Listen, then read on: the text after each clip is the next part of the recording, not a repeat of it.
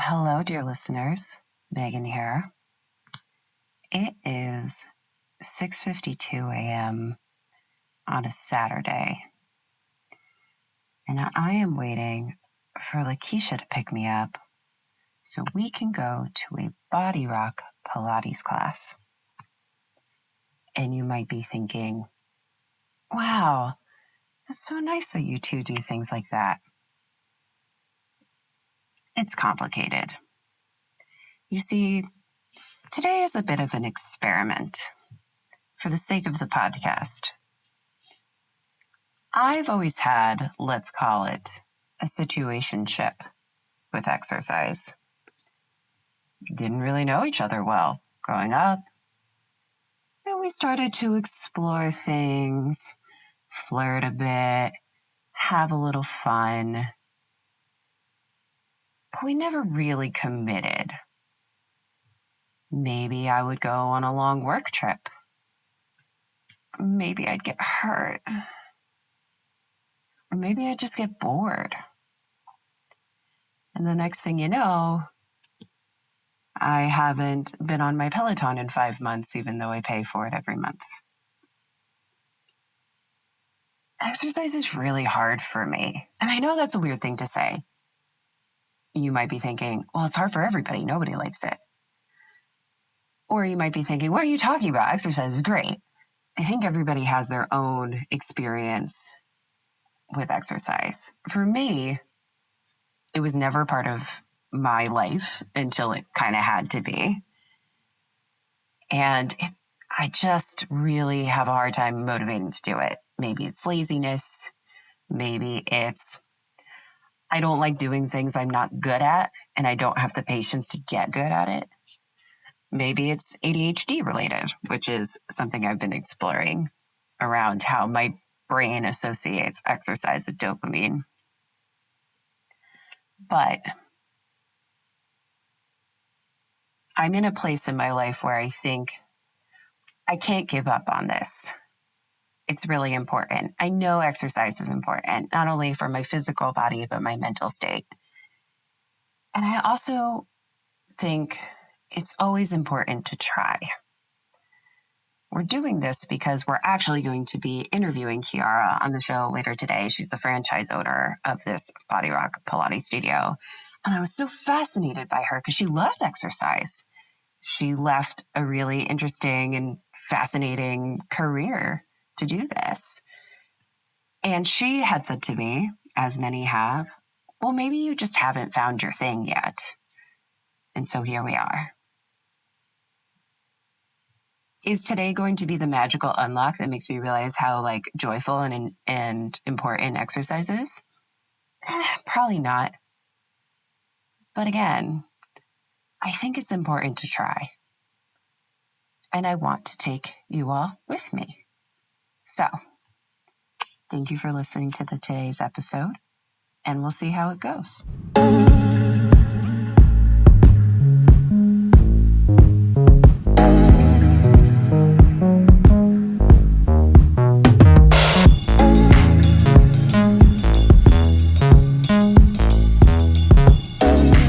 Thank you for listening to Offline and Unfiltered. We are your hosts, Lakeisha and Megan. On this podcast, we bring you unfiltered conversations on business and culture through listener stories, expert interviews, and a little bit of shit talking.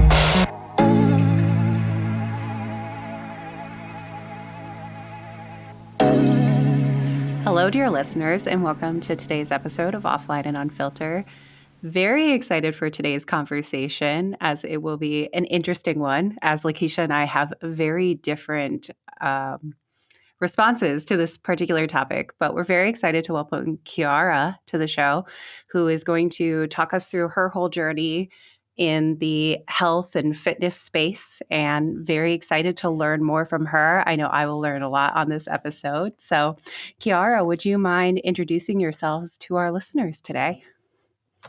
Yeah, of course. Thanks for having me. So, as Megan said, my name is Kiara. I am the owner of BODYROK, which is a Pilates studio in Santa Barbara.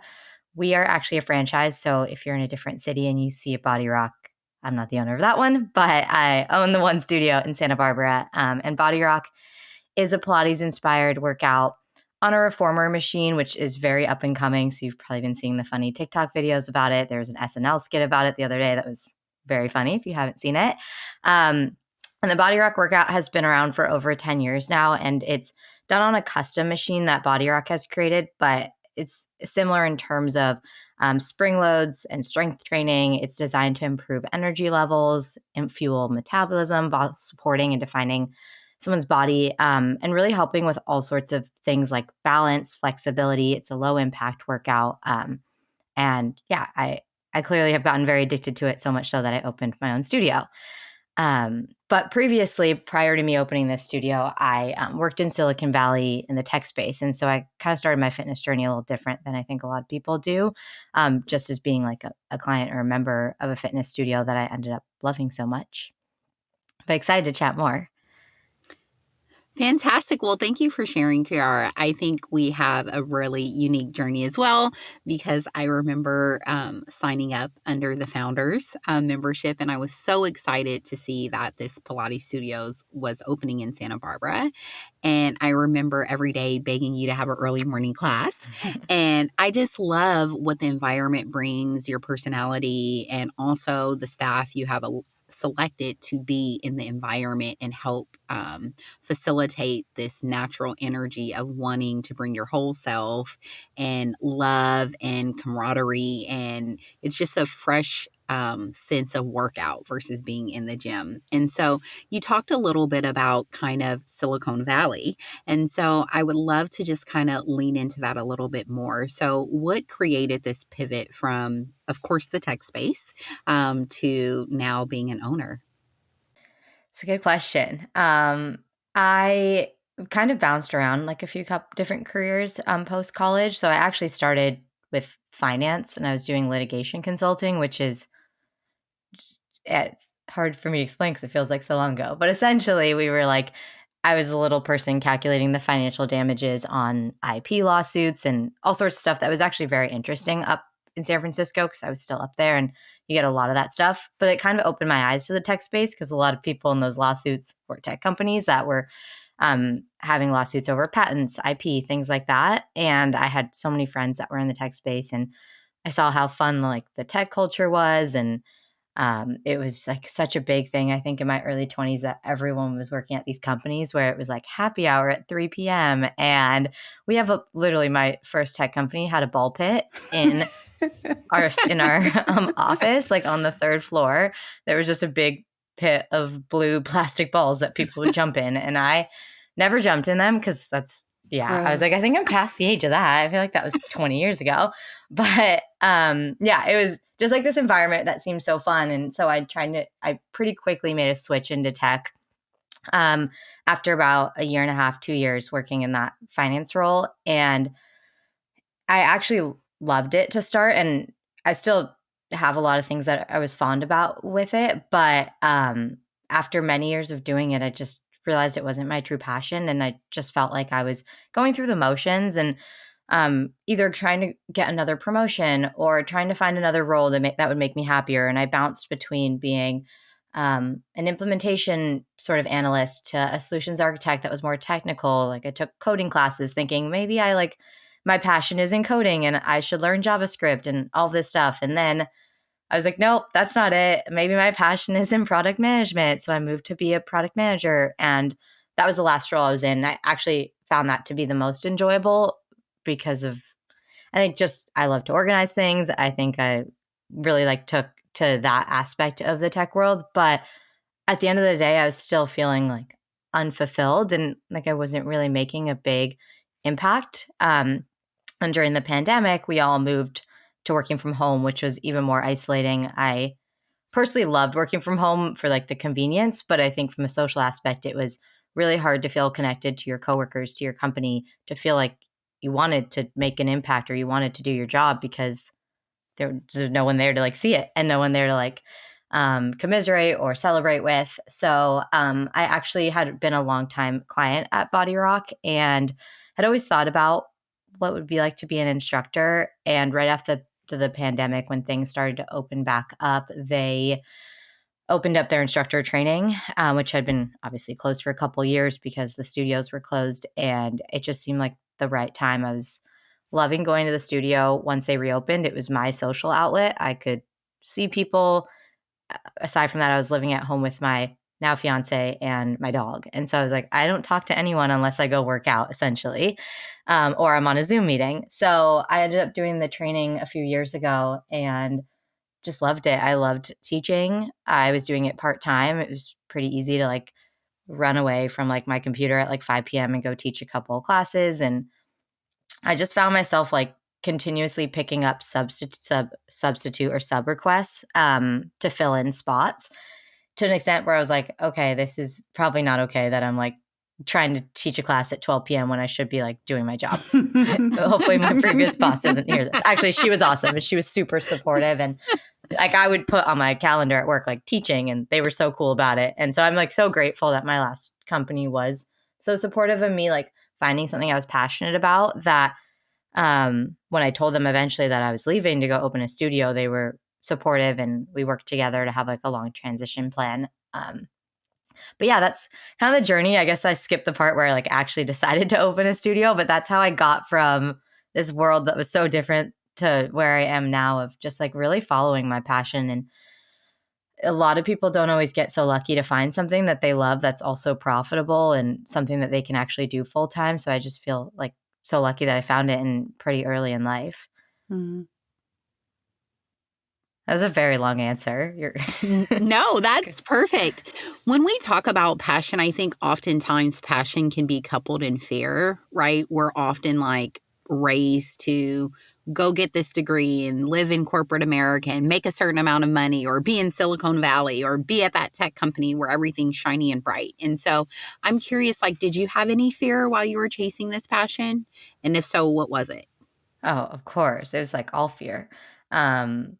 There's so many aspects to it. I think first financially, there's a very big investment to open a business, whether it's a franchise or your own business, lots of upfront costs. And there's all the risks that someone's not going to like it. It's not going to do well. And you're going to basically lose all your money that you put into this thing that you were like 50-50. I hope it works out type of thing. So there was definitely the fear of that. Me and my partner, my fiance and I are co-owners. And so we went in on it pretty 50-50. So there's also like the fear of he's not necessarily running the studio, but he's almost like an investor. So there's almost not that it would affect our relationship, and it hasn't, but a fear that you're basically, again, taking this money and not knowing exactly if it's going to be fruitful and if it's going to do what you think. There was also a big fear because we moved to Santa Barbara from San Francisco last February, not knowing anyone, just with like this hope of we'll open a studio and we hope that people like us. And luckily, I think they do. I hope. We love you. Thank you. But there's like a fear of being accepted, I guess is the right way to put it, of one, as a person being accepted, and then two, as like someone who's coming in trying to open a business in what I didn't even realize is a very small, tight-knit community. Mm-hmm. There's a lot of people, but it's Santa Barbara is like, I've lived in various cities growing up, but I lived in San Francisco for such a long time that I was so used to like, you don't know the person that's like down the street, or you don't know the person at the restaurant. There's a 1 in a million chance you run into someone you know. The first like week I moved here, I would just see like, I would get coffee with someone that I was like meeting up with, and they'd run into like 3 people they knew at the coffee shop, and it was insane. And so there's just like such a strong community, and I felt like I was going to be like an outsider coming into that. And I honestly didn't even know what I was coming into. So it was like that first month I got here, I was like, oh crap, what'd I do? So yeah, there's a lot of fear on all sorts of parts. And then coming to like the workout, are people going to like the workout? Is it going to be something that they're as addicted to that as I was? And luckily with a franchise, you see results in other cities. And I saw it in San Francisco. I saw it in other regions that grew, but you just never know in a new city how people are going to take to it. So lots of fear, but I think that usually it's not like, if there's no fear, I'm trying to put my words, trying to kind of phrase what I'm thinking, but like if there's no fear, then it's almost like you're probably doing something that you're complacent with, and you're not taking a risk to find something that's going to make you happier. So I wouldn't say I always embraced the fear, but in hindsight, I'm like, I should have just been okay with it and just like rolled with it and like let it happen. So Yeah. Well, I think that's so true of even your story in corporate America is anytime you didn't feel fulfilled, you went and tried something else. And I think that a lot to what I think Lakeisha was getting at is a lot of people don't really want to chase the thing they love or they're inspired by, because what if it doesn't work out? What if I'm not good at it? What if I'm not accepted, all those sorts of things. And I think it is really hard to kind of push yourself outside of like where you're comfortable. But, as you were saying, you seem really happy with the decision you made and the community you've built and the business you've built. And I think it's just a good reminder that, yeah, sometimes it's a bit of luck, sometimes it's a bit of support from others, but a lot of time it's really just your own initiative of not settling and chasing something you're excited about. yeah. Yeah, you summarized it way better than me. Thank you. It's interesting when you talk about kind of this fear and like growth and stretching yourself. And I really feel like that's what fitness is for me. Oftentimes I go in and I'm like, oh, I can't do this today, or I don't want to do it today, or it's BODYROK 2. Oh my God, we're going to be off the back of the machine and we have to use all the springs. But it's really about like stretching your body, right? And like, yeah, it's fearful, walking. I remember the first time I walked into the studio and I was like, what did I sign up for? Like, what am I doing? Machine. Yeah. It kind of looks like a little torture chamber. I'm not going to lie, as someone who went for the first time recently. And I looked at all these videos before and I'm like, how can you even move your body like that? Like, I think I'm going to get an injury. And so I let that fear go and I allowed myself to grow and stretch. And it turned into this thing that I love. Like, I crave my Saturday Pilates class. Like, I went today, So I'm just curious from your side and your lens, going from a member to an instructor into an owner, how do you see fitness in the grand scheme of someone's life? Like, where does that fall in? For sure. I now, of course, think it's so important. I would say my fitness journey has also just been it's just changed a lot. And I think I'm definitely in the most stable place I am in terms of like what I enjoy fitness wise. But I think when people are younger, and I think the generation things are so different now. I feel like when I was growing up, it was not like a thing to like go work out. Like I had a friend who would like go to the gym at like the local JCC when I was in high school, and like I would sometimes go with her, and I'd be like, "What is this like dumbbell?" And that might have just been me, but we would like elliptical, like that's kind of like what we did. It was very like cardio focused. And I know that's how it was even like prior generations. I think there's been a really big shift in the last like 10 years. But I found that once I started getting more into fitness, especially in college, it was almost like a necessity to me. Mentally, I felt like I was moodier if I didn't get a workout in the morning. I just felt like I was kind of like crabby and not as nice to people. And physically, obviously, there are benefits. I truly think the mental benefits of exercise are more important than the physical benefits. Because people are so busy. Like there's so much always going on, especially if you're working from home or you are working a job and then you have kids. There's almost never space for yourself if you don't allow it. And I think fitness gives you that chance. So yes, there's other things you can do like self-care wise. You can take a nice long bath. You can go on a walk, which I guess is also fitness. But there are things you can do alone, but I think fitness kind of almost forces you to dedicate time to yourself and to making yourself feel better. And like I said, if I have a day where I just like I can't even like go outside or get a walk, I just feel like I'm in like a more tight up ball. Like I feel more stressed out. So I personally think it's like an essential part of life, depending on which way you take it. It doesn't have to be like a 2-hour long workout every day. It doesn't even have to be like a Pilates class every day. I think it's just being able to move your body is something that a lot of us probably take for granted.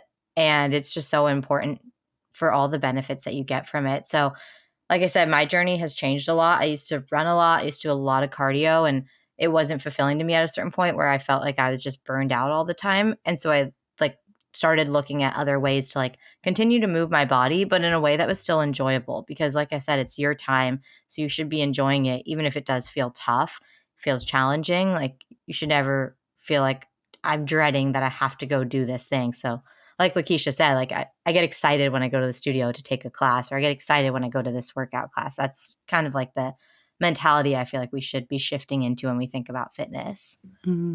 Yeah. I think you're bringing up some very powerful points that I just want to highlight. I think to your credit, it just wasn't you. I think it's definitely a generational thing where wellness has become more common for people to really think about. And, you know, it used to be taboo to talk about mental health. It used to be taboo to talk about fitness. Oh, don't talk about someone's body. And I think we've expanded what the definition of wellness means. And I love how you are intertwining, you know, this being a safe space for you to take time for yourself versus it being, oh, I want to be a size 0 or I want to have abs. It's about really connecting with your inner self. And so I echo what you say. I wake up at 3, I'm at the gym at 4. And if I do not get there, let me tell you, my day goes to shit immediately if I do not go to the gym. And so I think if we can shift the narrative for people that you're not going to the gym because you want this perfect body, you're not going to the gym because you want to have abs or be toned. It's really about like self-care, you know, and being able to release those endorphins naturally that come. I always tell people it's my morning cup of coffee, right? And so I think it's really nice for us to think of it and look at it in a different perspective. And now that it's a discussion, like, hey, let's be healthy from the inside out, right? Yeah. As someone who not super fitness inclined, I think one of the things you said, Kiara, that stood out to me is, you know, we're so busy. We're all busy with work and we're busy with life and our family and our friends. And like going to do a workout, whatever it may be, is kind of the only time of day, like other than like your shower, where it's like really just you focusing on you. And you don't have your phone on you, or at least you probably shouldn't, or at least you're not taking calls or texts or whatever. I mean, having done the BODYROK class, like, yeah, you certainly can't be on your phone or really do anything other than think about what's happening. Yeah, it's and we said this in our prep call too, that I think was a really great point that you made and kind of layered in too, that you need to find the thing that excites you. And I think that's where I'm still on my own journey of trying to find the thing that I get excited to go to, because I don't think it comes naturally for people. And I think to the fear element, I have a really hard time doing things I'm not immediately good at. If I'm not good at it, I don't want to try. So I think that that's another thing with fitness is like accepting that you're not going to be good at it right away, but like you have to experiment and find things that work for you. And I love your analogy of you used to be a runner and like heavy into cardio, and now you've found this different type of exercise that really just speaks to you more because it's a way to move your body that's like more intentional and not, well, it's definitely intense, but it's not like as intense as like running several miles. So yeah, I guess, Kiara, do you have any advice or suggestions for people who are like, I know I want to get into fitness, but I just don't know how to find the thing I like? Yeah, I think there's a few things. The one thing that I just love doing from a fitness perspective is walking. It's so enjoyable, whether it's on a treadmill or it's outside or it's with your dog, which walking with my dog is like less enjoyable because she's a psychopath, but she just got that puppy energy. But I would say like if you're trying to just start to like get into a fitness journey, like walking is like it's hard to not love walking if you ask me. Like it's just you put in some headphones and you just listen to a podcast. You listen to some music, and that's a really good way I think to get started, because if you aren't moving your body very much, it's totally right that you're going to go into this like fitness class or something that's different, and your body is going to be like, what is happening? And it's going to feel really uncomfortable, which no matter what fitness level you're at, and you workout class will always probably feel uncomfortable. But if your body's kind of like stiff and you haven't been moving it a whole bunch, I would say just start by just like walking and getting your muscles moving and focusing on mobility and flexibility. And there's all sorts of videos online. And I loved using the Peloton app during the pandemic, and they have all sorts of stuff on there that's just great. And I think once you've started to build that up, group fitness has always been my preferred way, or has been for the last 5+ years of how to work out, just because coming out of like years, I guess, of at-home workouts and this feeling of isolation, it's just so refreshing to like participate in a room with other people. I think it's very motivating. You can come in with the intention of not talking to anyone, and most studios will respect that. Like, you check in, you do your workout. You can also come in and like hope to make your best friend, and you probably can because people are in such a good mood. So I think that group fitness allows you to enter the space however you want, but it also holds you accountable to complete the workout. And I think sometimes once you have an at-home workout, it's pretty easy to be like, okay, I'm tired of this. I just got a text. I want to look at it. And then you stop working out. So I would say starting with those small steps to just like build up. If you need to build up, if you're already there and now you're just like, I want to find the right workout. A lot of it is just trying things out, but also not being afraid to like go back a few more times. The first reformer class I ever took was, as you said, Megan, like terrifying. It was, I don't believe it was at BODYROK in San Francisco. There are a bunch of reformer studios, and there's this app called ClassPass that we're on in Santa Barbara that allows you to try out different fitness studios by buying credits. So I used to just go to different studios until I found BODYROK and was like, this is where I want to go all the time. And using like an app like that to allow yourself to try different classes and go back 1 or 2 more times just to like feel it out, because the first class you're really just learning. Like, you can't, to your point, you can't think about anything else. You're like, I don't want to fall off this machine because that's kind of embarrassing, which it's not. We're very no judgment at our studio, but there's just like so much going on. Like, what is this orange spring and what is this weird strap? And yes, it kind of looks like a torture machine, but I promise it's not. And then the second class, the third class, you come back and you know those things, so you can actually just focus on the workout. And I think telling yourself like, I'm going to stick to coming to 3 classes, or like our intro deal is 5 classes. And I think that's a really good way for people to try out different days, try out different instructors. And if they decide after those 5 classes, like, it's not for me, there's no commitment and you can go try the next thing. So that would be my advice, is like, try a couple different things. Don't be afraid to try something new. Mm-hmm. I probably waited like a year too long to try a reformer class because I was so intimidated by it. But once you find something you love, it's just like so cool to be excited about it. So that would probably be my advice, is just start small and work your way up, and don't be afraid to try new things, because you just never know like what will stick and what will be like your thing that you love. Mm. Yeah. So we will, in this episode, we're going to be dropping in. I have like almost like confessional recordings of my before and after, and the day after my BODYROK experience. But I will say personally, to what you were saying, I probably should give it another try, because it's really cool. The device is really cool, but I was so scared of doing something wrong, of falling off the board. And so Lakeisha drove, and Lakeisha was like, I drove because I knew you would leave. And it's true. About like halfway through, I was like, maybe I should just go wait outside. I'm really bad at this. I don't know if I can do this anymore. But I literally had a moment where I was like, I'm doing it for the listeners. I got to do it all the way through. So in us prepping for this episode, it's definitely expanded my horizons a little bit. I've always been a poo-poo on fitness. I don't enjoy it. It's not something I focus on, but being able to go try something so different, so outside of my comfort zone, and then seeing so many people around me so good at it, it was like almost this really interesting, like, social psychological experiment for myself. So I love that approach, because I would never think like, give it 3 to 5 tries. I would think like, you do it once, you don't like it, oh, it's not for you, don't do it again. So I think that's just really powerful advice that I will maybe take. So for our listeners, I harass Megan all the time. I'm like, hey, you want to go to BODYROK? And she's like, no.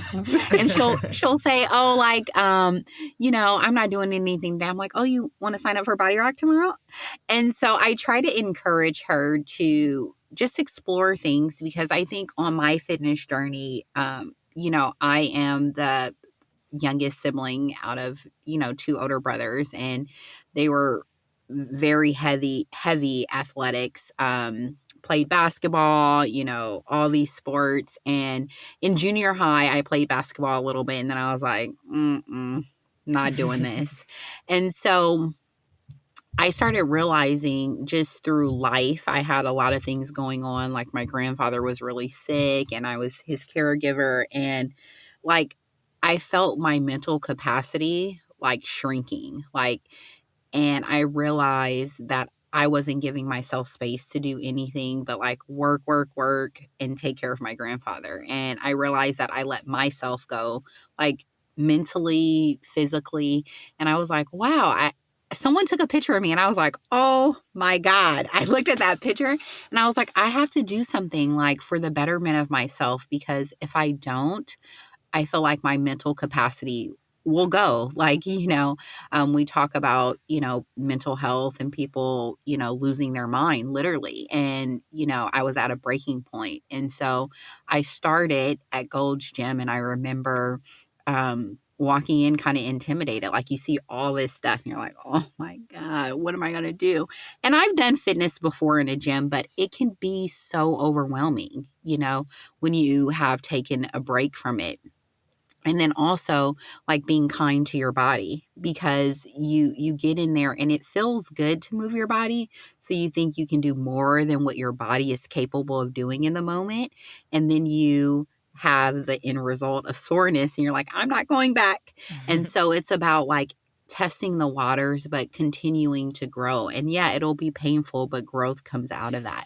And so I guess from your lens, Kiara, what are some like practical things people can do after their first class or maybe third class where they're enjoying it, but the recovery aspect is really hard? And so that kind of deters them from coming back.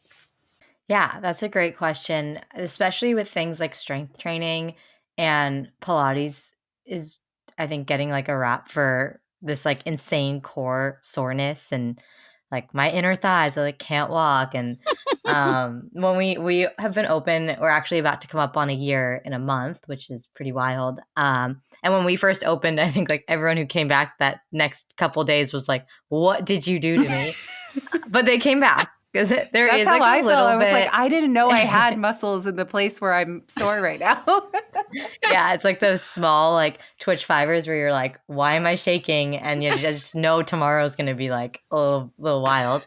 Um, I think some people love the soreness. Like sometimes I get a little sore and I'm like, ooh, that was a good Yep. workout. But I think there's like a level to that, like to the point where like you're laughing and it hurts to laugh because your core is so sore, not as fun. Um, so I would say like if that is still continuously happening, it usually goes away once you keep the workout up. But like take breaks. Like don't feel the need to slam 5 classes into a week. Like we have a lot of members that come once a week or they come twice a week. We have different packages based on kind of how your body feels. And so we normally say like after you do your intro 5 pack or you do your intro unlimited month, we can tell you like how many classes you used in that unlimited month or how often you came in those 5 days. Like how did your body feel? What do you think is manageable? And making sure that you're giving yourself those breaks. It doesn't mean that on those days off you just sit on the couch. Like you can walk, like continue to be mobile so that your muscles are still working and they're able to recover. Like drinking water obviously is so important to that type of stuff. And I would also say not being afraid to what you said, Lakeisha, of like listening to your body. Our classes, we really I love that our instructors emphasize modifications, and we try not to even phrase them as modifications because I feel like every word continues to become having this like negative connotation of like I'm doing the easier option. And so I really encourage our instructors to not use words like easy and hard because it's truly not that. Like you're not making it easier by coming down to your knees if that's what your body needs in that moment and if that's going to allow you to push harder, because there'll be a time where I'm in my plank and like all I'm feeling are my shoulders and it's just not worth it. Like that's not really what you're targeting. And so we really emphasize like knowing your body. And so in our classes, we try to say like you should be feeling XYZ muscle. And if you're not, come to your knees, or if you're not, take off a spring. And not being afraid to do that. I know we are all intrinsically everyone's competitive to an extent. I'm super intrinsically competitive that it was so hard for me to accept, like, I need to take off a spring or I need to like lift a lighter weight. But once you do that, it's honestly going to be more beneficial because you'll, one, be able to have the correct muscle engagement and you won't be as sore the next day, so that you can kind of like still come back, or you can do another workout the following day without feeling like I need to take a whole week off, which is not going to, it's all about like being consistent. So that would be my advice, is like take those breaks as you need them, but also like during the workout, don't be afraid to listen to your body and listen to what you need to make it an effective workout and still an enjoyable workout. Like, you never want to be like in pain or doing something where you're like, this is insanely uncomfortable and I don't want to be here anymore. I want to get in my car and drive home. Like,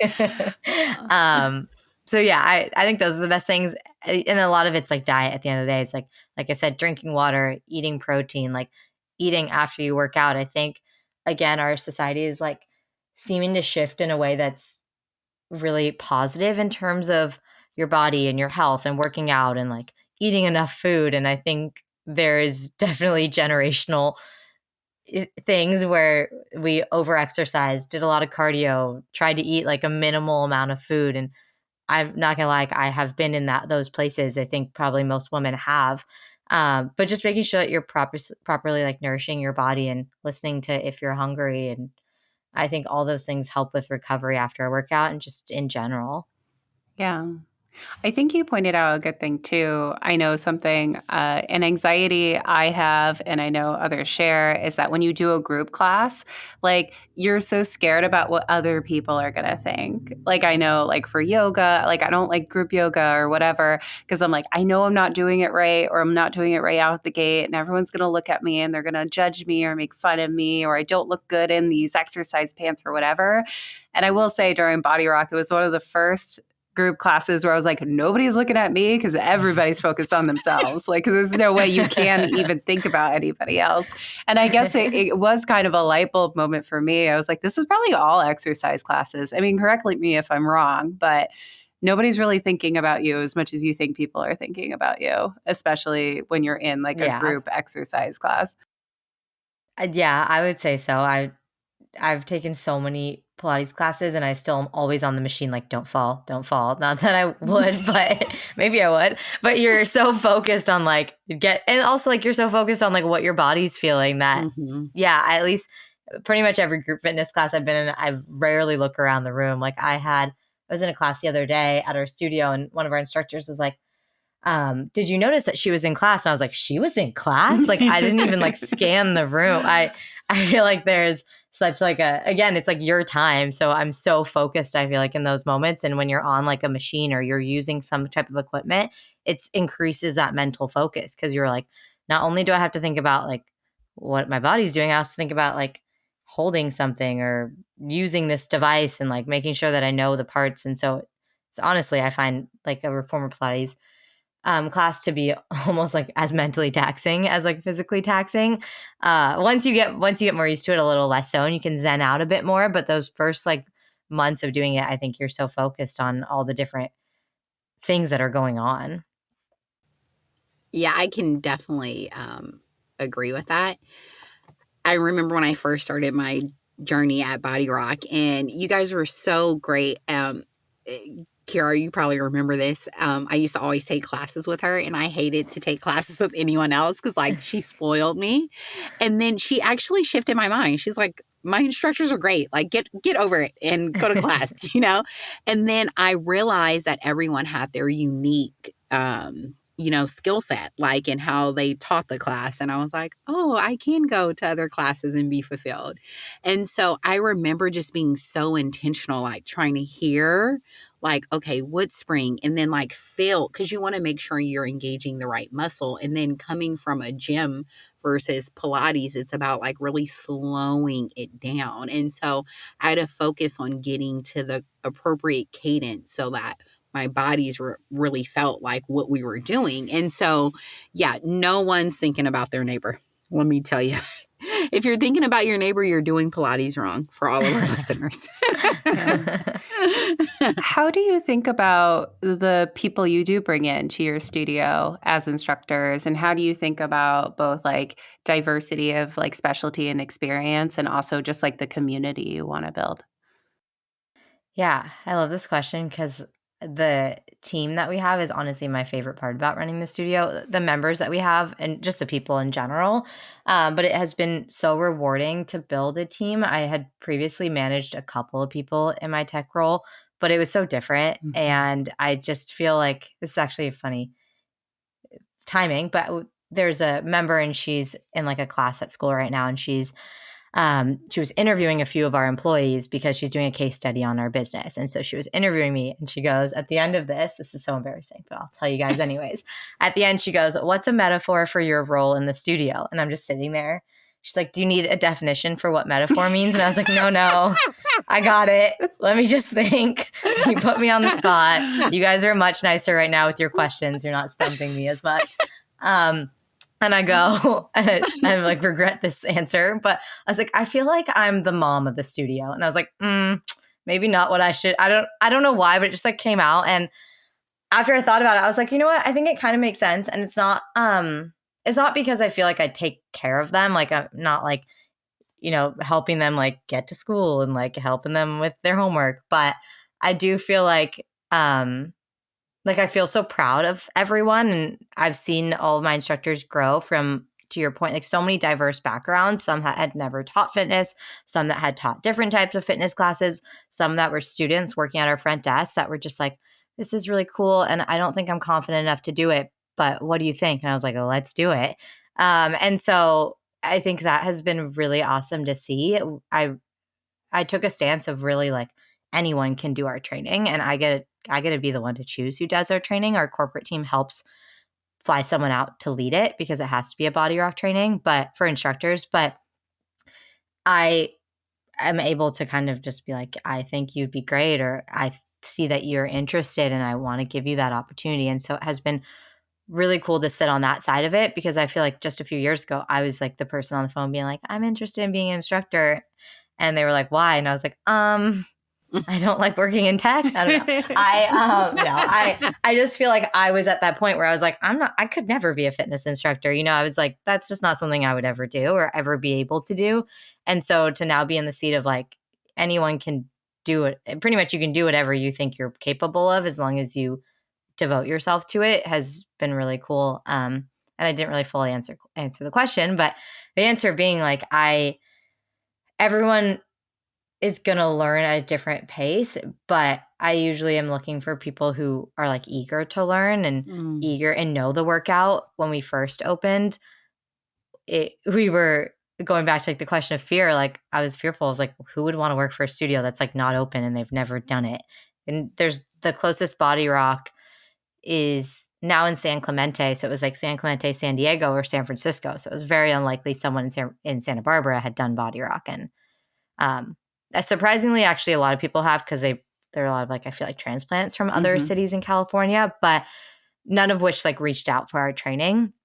I only had one person that had taken classes up in San Francisco who trained with us. And so everyone else was like, let's just grab coffee and chat. And whether or not you've taught fitness does not matter to me. What really matters is like, are you a girl's girl? Are you going to like get along with people? Or do you have like that energy of you that's like infectious and people want to take your classes, but you also know how to like let it be their class? Because at the end of the day, like when you're an instructor, you're not like, it's not my show there. Like I'm just here to like give people a good workout, but it is like their time. And so like trying to not be like, the spotlight's on me, this is my thing, but more so like I'm here to help you get what you need out of this, and being like empathetic to all that. So yeah, I think we've gotten so lucky that pretty much every instructor on our team has stuck around and they've done amazing, and they all get along. Everyone's like best friends. It's really cute.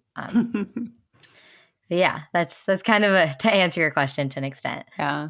Well, I love your approach to that, right? Because I think that fitness can be, I think even from an industry perspective, like an industry that's feels stressful to break into, or like you were saying, like someone who might just be passionate about it might not be like, oh, I don't think I could actually be an instructor. Well, you probably can if you care about the work and you care about helping people. I mean, from what you've kind of described, and you're no drama, like it sounds like. I love what you said of like, it's not the me show, which I think some of the more like famous fitness instructors that you see on like YouTube and things like that, they're definitely more into it for the fame and not necessarily the work they're doing. So I love all those points. And I think it transcends fitness, right? I think in any industry, excuse me, some people want to hire someone because they're like the perfect person. And I always tell like the leaders I support, like VPs, directors, managers, I'm like, hire the right person. You can teach anyone anything, but you can't change a personality. You can't change their intent or their ego, right? And so I love hearing you kind of apply that. And, I think it's a testimony because I've witnessed your studio, and when you come in, you're greeted and there's this friendly aura and you feel supported. And so I think kind of going after the right intention versus this perfect instructor has allowed you to cultivate an environment that you were looking for. That makes me happy to hear. Yeah. I am curious about your experience working in a franchise environment, because I think franchise is something that gets a pretty bad rap. Like people either say like being a franchise owner is like really challenging, or, franchise, it like your experience can vary very wildly depending on the parent company. So I'm just curious about your experience with that. Yeah, I have been lucky to, I think, be part of this franchise. It's honestly, I have not seen any negatives truly. I'll kind of like back up actually, but BODYROK's still relatively small. They're definitely like ramping up franchising right now. But when I actually trained with one of our owners, Katie, and she led my instructor training. And so I've had like the benefit of knowing the owners of our franchise, and that's how like kind of small company it still was and still kind of is. And I've met our other owners, and I know a lot of the people on our corporate team through being an instructor and working at a studio prior to becoming a franchise owner, which has really, I think, helped a lot. Not to say that if you didn't know them, they wouldn't be super friendly, because they're great people and they truly believe in the workout, and they've all taught themselves, and they built it from the ground up many years ago. So I personally have not really had any like issues. I would say I also though did not approach this from like I'm looking for a franchise opportunity. What franchise do I want to join? Because I think a lot of franchise owners come from that perspective, and I take a lot of prospective franchisee calls for prospective BODYROK franchisees as they've started to ramp it up. And some you get that were instructors or clients, and I'm like, that's great. You're passionate about the workout, and I think passion makes all the difference when you're trying to start a business, because this shit's hard. Am I allowed to say? Yeah, you can Yeah. swear. Okay, cool. Okay, this shit's hard. It's a lot of work. I never asked that. And when I talk to the ones that are like, I don't want to knock anyone, but like someone, who's maybe like a male and a little bit older, and or even a female, they're just looking for like an opportunity that they've never taken a BODYROK class, or they've taken one class, or they've taken some other fitness class, and they're just looking for something to make money. And that's great. And I think that's how a lot of franchises are probably started, especially like, restaurant franchises, obviously, but even fitness franchises. But I wasn't looking like for a franchise opportunity. So I truly have not looked at what other franchises look like. Like I have no idea how this compares to running a different fitness franchise. Yes, I've heard things from other franchise owners, and I think we are definitely not as much of an upfront investment as some of the bigger chains, just because they're so much more popular.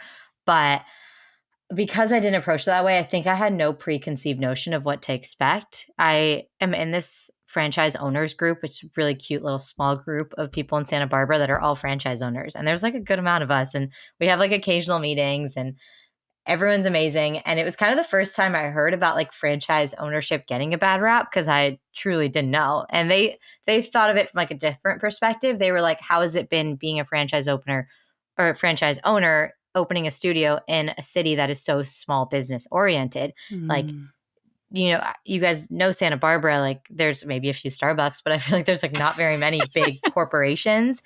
And I think that's purposeful. I think that's very tailored to what the community looks for. And I love that about living here. And I think the benefit of being owner operated type of franchise, people still see us as a small business. Like they don't see us as like this big franchise of BODYROK because one, a lot of people don't know what BODYROK is. Most people were like, oh, there are other locations. And I'm like, yeah, we're just a one in many. So from that perspective, I have had like no, I guess, public issue of like people being like, oh, this is weird that you came and tried to like open this big company in like a small town. I don't think people see it that way. And I don't approach it that way at all. And then from a working with our franchisor, they've been great. I think that as they expand, it will be really interesting to see how things change. I think that's any business that expands. But at this point, I get a lot of support from them. And if I need anything, I have all their numbers, which is really great. And I have such a direct connection with them. And they're really supportive. And I guess I'm really lucky now hearing that maybe that's not the experience for a lot of people. Well, I think it's such a interesting approach for someone who wants to be an entrepreneur, but you're still an entrepreneur. You're running your own business. You bootstrapped it basically from the ground up, but you have this kind of like safety net of like resources that not the average person starting their own business doesn't have. So I've always found the franchise model like really fascinating for that, in the sense that like I think it gives people opportunities for entrepreneurship with a little bit more support in the background. Yeah, that's a great way to put it because I just starting a business, whether it's a franchise or not a franchise, is a lot of work, like I said. And there's so many things that you have to know what to do, like just all these different filings and things I pay and taxes. And I'm like, who's supposed to tell me these things? Like it's literally my dad being like, "Did you pay sales tax?" I'm like, "Oh, did I pay sales tax?" I am paying sales tax, but that was something that did happen about a year ago where I was like, am I supposed to do that? And I wouldn't say our franchisor necessarily tells you all of that, but they do give you a lot of support. And like when you're already so overwhelmed with all these things, to be like, this is who you should use for your lights and speakers. This is who you should use for your signage. And this is kind of like what we propose is like your opening marketing plan. And they give you that type of support. It's just so helpful. And in my opinion, so worth whatever type of fee or royalty you're paying. Because I would have not had the guts, if I'm going to be honest, to like open something from scratch. I would have just, the people who do that have so much appreciation. I have so much appreciation for any business owner after doing this. It's wild and there's so much to consider. And I feel like your brain is constantly like thinking of something new. And so the business owners that open something from scratch without even that foundation, I'm just like, how do you do it? But it's just so impressive. So yeah. Megan. It is. It's how do you do it? It's scary. It's scary, but a lot of it is leaning on resources and network and asking questions. And when you said the sales tax thing, there were maybe a filing or two I was supposed to do that I didn't, and then I had to pay fines. And then I was like, yeah, government. And then every time you hit a pothole, you're like, taxes. Why do I pay these? Yeah. Anyway. But yeah, no, super commendable. I think it's always great to see people following their passions and chasing after them, and it's great to see like women in entrepreneurship offer that too. So I think you're definitely an inspiration for people who want something better in life. You know, you didn't want to settle anymore. And I think that's really powerful. Thank you. I want to do an eye check with you. You know, you're almost 1 year in, and, you know, you shared a lot about like just the heaviness of business and like knowing all these nuances that you don't know until you know. And sometimes till you know means a fine, like Megan mentioned. I'm curious, how do you still stay so excited about this environment and continue to cultivate a space where people thrive, right? While still managing the chaos of being a business owner? Yeah, that's another great question. I'm not going to lie. There are days where like I'm at home on the couch at 10 p.m. and I'm like, oh my gosh, I can't believe I have like 3 more hours of things to do. And that does not happen all the time. But there are days where I don't question the fact that I did it because I truly know I love it. But there are days where I'm like, ooh, it'd be so nice to work from home today and like not put on clothes or makeup and just sit here. And I definitely have those days. There are days where maybe I'm not as excited about it as I am on like a day like today where I feel so happy about it. But I I would say like my excitement with it just comes from when I enter the studio, which I think is probably what a lot of our team and members feel as well. It's like there's just this really infectious energy amongst our staff and our members and even new people who walk in who have never been there. I think they feel it and they like immediately are that energy. And so it's just this like circle of people who are in like a good mood and they're happy to be there and they know they're going to get a good workout and a lot of our members are like a year in are seeing so many results, and to your point, like they know what they're on this machine doing all sorts of crazy shit, and I'm like, wow, how do you do that? And so I think just like the whole environment and the community that's been created is so cool to see. And I'll have people be like you did this, and I'm like, I truly did not do this, and it makes me like uncomfortable when people say that because I'm like, this is not just like me, like I created all of this. But I think it was really like the initial team that we started with was so amazing, and everyone that's been added to our team has been amazing, and they've helped bring in new people, and then the people who come to the studio are so awesome. And so it's just been so rewarding, and I think that's where the excitement comes from. As I walk in there, I'm like, I'm one, really excited that I get to do my favorite workout today. Two, really excited that this is my job. Like three, there's 10 people I want to talk to right now and just like catch up with. And so there's just all these like fun things happening that it's really hard for me to see it as a job until really like I'm sitting on the couch at night like answering emails. I'm like, oh, this is a job. But yeah, I think it's just the fulfillment that I get out of like seeing our team improve and be proud of them and see our members improve. And in the early days especially, I had a lot of people come up and be like, I've already seen changes in my body, or I'm just loving this workout, it's so addicting. And it's that type of stuff that was just so rewarding and exactly what I was looking for. 'Cause in my previous roles, I was like, I know what I'm doing is important to someone somewhere, but maybe I don't know, like there's no way to really know. And so I feel like having that direct impact on people's lives has been really amazing. Yeah.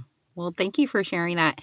I think one thing that has really kind of stayed in my heart, and I use this now, like when I'm in the gym, is like the title of your studio, like Body Rock, like rock your body. And I think about that when I go into the gym or when I'm outside walking my dog and I'm looking at my steps and I'm like, I'm not at 13,000 steps. I remind myself, like, my goal is to rock my body, like get it, move it, get it going, and like seeing that neon sign, Body Rock, right? And it just does something to my psyche, right? And so I just want to commend you for what you're doing in the community, what you're doing for women. And I love when I see males drop in every now and then because I'm like, Pilates is for all genders, so please come check it out. Yeah.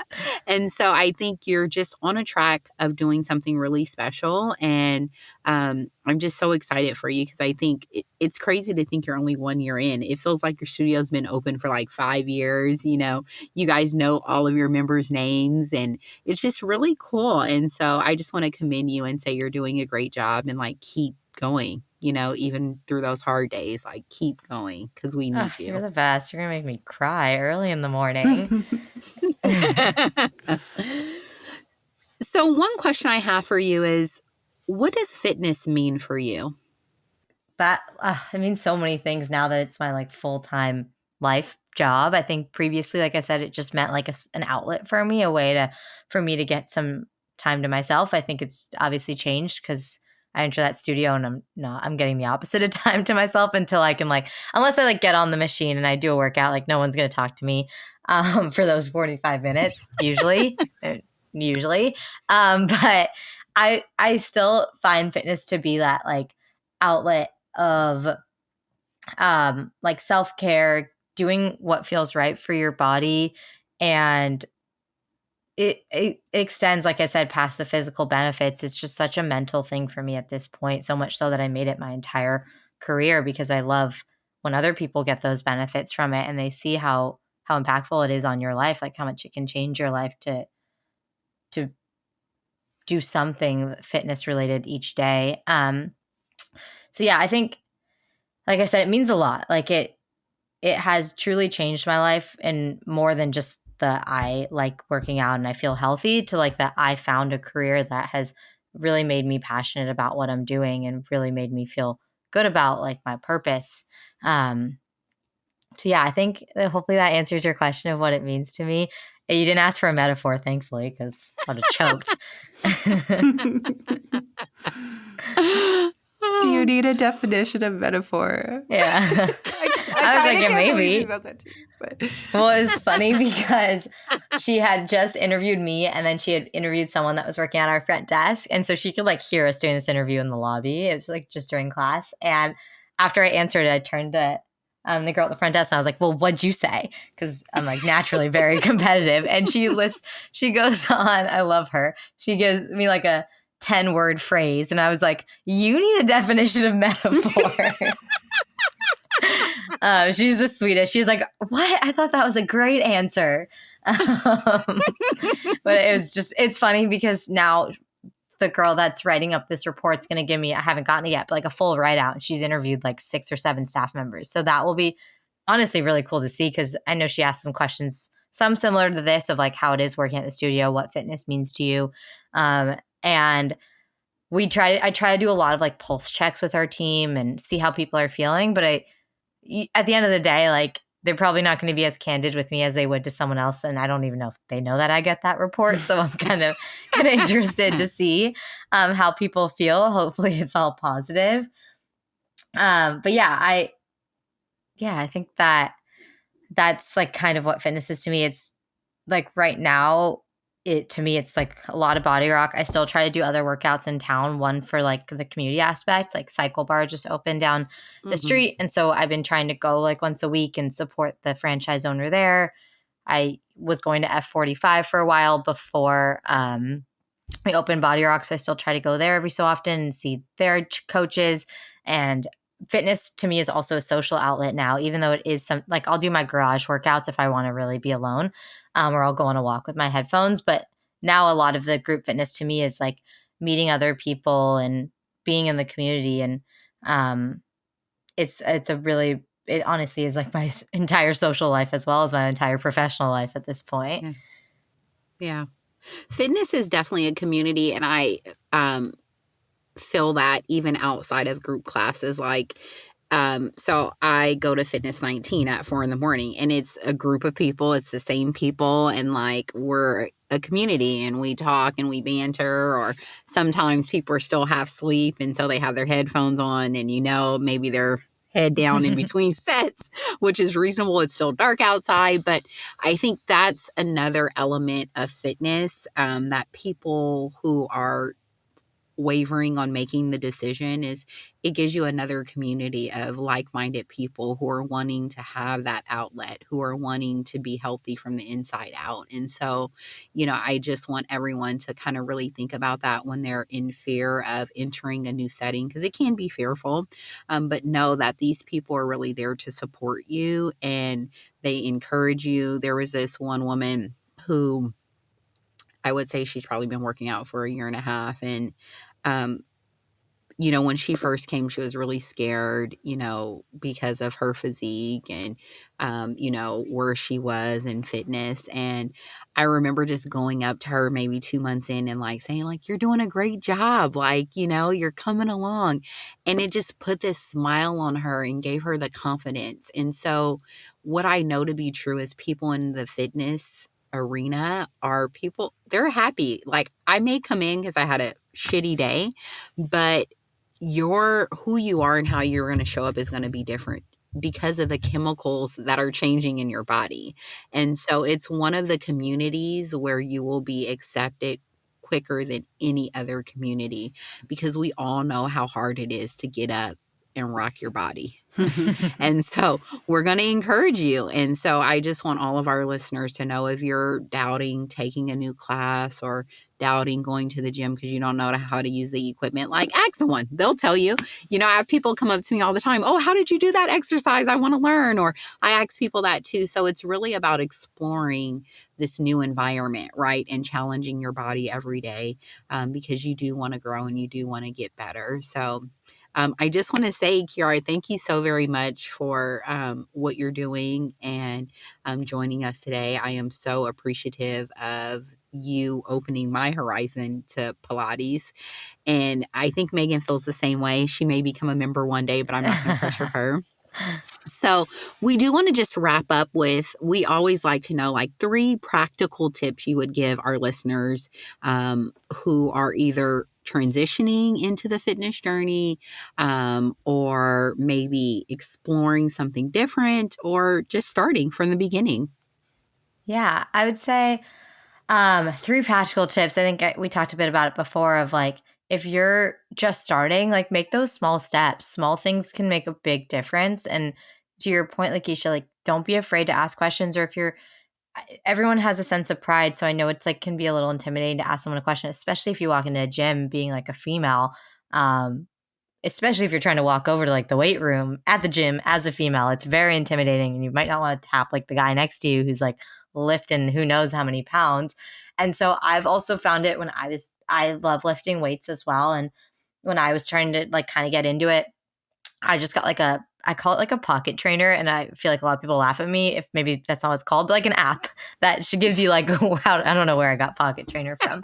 I swear it's a thing. But like an app that like tells you how to use the equipment at a gym. There's so many of them now, especially post pandemic. That like just pop in some headphones. They'll lead you through the workout. A couple of ones I mentioned, like Peloton, Ladder is one that I really like. And you can choose your different like instructor based on your focus. There's one I used to use when I first started lifting weights called Sadie Active. I haven't used it in a while, but it taught me how to use a lot of equipment at the gym, like the pulley systems and things like that. So yeah, I would say like starting small. If you don't feel comfortable doing group fitness right off the bat, like I don't blame you. Like go to the gym or buy some weights at home. Like just try out things that might work for you, and you might end up finding something that you love. If you're maybe like more so stuck in the rut of your fitness journey, like I do this, I was, like I said, I ran every day. I ran like half marathons. I would like, my day didn't feel done if I didn't run at least 3 miles, which is insane because I don't remember the last time I ran at this point. But like I felt like I was getting in a rut and I felt like my body was really depleted. And I would say just don't be afraid to mix it up. And like you said, Megan, I hate not being good at things. Like I want to be good the first time I try it, and it's just not going to happen with fitness. And if you're trying something new, it's something that your body is new to. But I would say like embrace that feeling of it not being good at it. It means that your body's learning something new. So if you're really good at like running, your body's probably gotten used to it and you're probably not getting the benefits that you got from it from when you first did it. And so sometimes a new workout can actually like kickstart your fitness journey. And that talks more to maybe the physical aspects to it. But being like trying something new means that new muscles are being used and your body's like, oh, I have to learn something new. I have to work a little bit harder to do so. So being willing to mix up what you're used to and what you're good at to try something new. And so if you're in that rut, I'd say group fitness is a really good place to force yourself to try something new. So that's my other tip is like if you're stuck in kind of a rut, my third tip would be to try BODYROK. But that's my little plug, my shameless plug. Or I would say try reformer Pilates in whatever city you're in. Do not watch the SNL skit before you go try reformer Pilates. If you haven't seen it, wait till you take 5 classes because it will scare you. But it is really funny. But I'd like try it because the type of workout that it is just something I've never found anywhere else. It's low impact. It's really safe for your joints. You can do it at literally any age. I mean, 18 and older, I would say for safety, but you can do it at pretty much any age. And it's all about moving slow. So you don't have to worry about like these fast movements. And I think there's already so much going on that sometimes these workouts where things are happening really fast gets really stressful on your body, and in a way like mentally, but also physically, it can induce stress in your body. And so I find that reformer Pilates and BODYROK focus on this slow, controlled movement, and it makes it sustainable. It makes it enjoyable, and it lets you leave the room not feeling depleted and not feeling like you have to like wash your hair all the time because you might sweat a little bit, but you're more so getting like those lengthening, those toning benefits. And so I would say like trying a reformer Pilates class a few times, you might be surprised by like how challenging it is, but how fun it is because you're on like this new piece of equipment and like you're kind of moving around it and it kind of feels like you're playing a game almost. So those would be my tips. And I would just add, yes, try BODYROK. And and also, I think Pilates, there's a lot of benefits. I've seen my posture kind of correct. I've seen my body I've had knee issues from heavy squats, and that's gone away. So there are several benefits to Pilates that I didn't even know going into it. I didn't know my posture was so bad until I started doing Pilates. And so it's definitely helped with that. But thank you for sharing those 3 tips with our listeners today. And so we are so thankful for meeting with you and just sharing, more about fitness and really wanting to awaken our community to changing their body from the inside out. Thank you. And so, Kiara, where can people find you if they're interested in going to a BODYROK class, or maybe just interested in you out there in the internet world? In the world. Well, you can find me at BODYROK pretty much all the time. Right now, I guess not, but I will be there in like the next hour.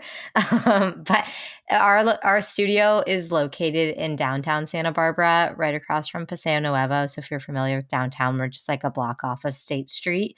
We currently only have one studio. We are currently looking for a second studio, which I haven't. Yeah, I knew. Special little update, but it's been a little tough to find something, so we'll see. But we have a franchise agreement to open multiple studios across a certain territory, so that would be my goal.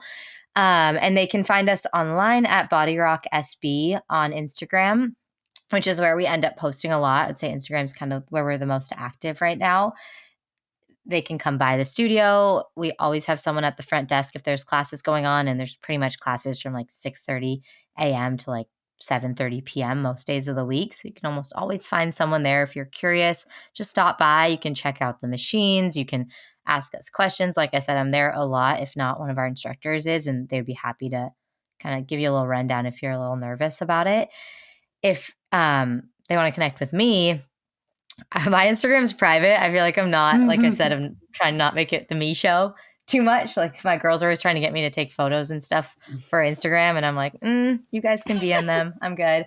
But you can always find me at BODYROK, and you can reach out that way. I'm the one that runs our Instagram. So if you message me on that Instagram or message us, it will be me. And I'm always happy to connect, whether it's about fitness or if it's about being stuck in your career and like not knowing what to do next. Like I'm so happy to chat about it. I'm still so new on my journey. And a year and a half ago, I would have never even thought I'd be here. So it's all about just taking like that first leap. And I'm always happy to chat with people about that. And I want to add to Kiara's plug that if you're looking for private sessions, they do that as well. Like I've tried to book at 8 and they're like private training. Yeah, we can do private parties. So like a really big thing that we do right now is like bachelorette parties. It's so fun. But you can rent out the whole studio. So we don't do like one-on-one privates just because it's a little tough for us to do that. And I'm not sure I'm ready to get into that type of like industry. But we can do group private classes. So we do like a lot of bridal parties. It's super fun. And all of that can be handled by emailing us, and our info is on the bodyrok.com website. If you don't live in Santa Barbara, like I said, BODYROK is expanding. So they have so many locations now. And in the next 6 to 12 months, there will be so many more locations just based on all the franchises that are up and coming. And so if you go to bodyrok.com, you'll see all the locations. You'll see our location, and you can email us about a private event. You can book a class. We have a BODYROK app that's free on the App Store that you can download to book a class. But yeah, I'm like always so happy to chat with people about anything about the studio, about fitness, whatever it is. So thank you for letting me spend an hour chatting your ears off. Yeah, this is great. Thank you so much, Kiara. I know I learned a lot. I'm still on my journey. I know as soon as we end this recording, Lakeisha's going to text me and be like, so you coming to BODYROK next Saturday? But I'm subbing tomorrow morning. You want to come? 8 a.m.?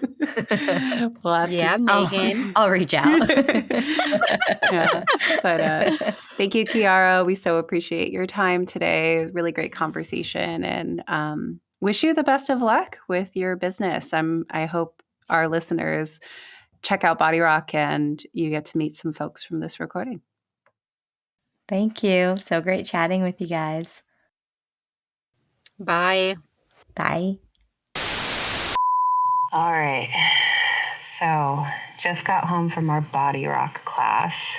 It was a BODYROK 2 class, which apparently is more difficult than BODYROK 1. My legs are still shaking.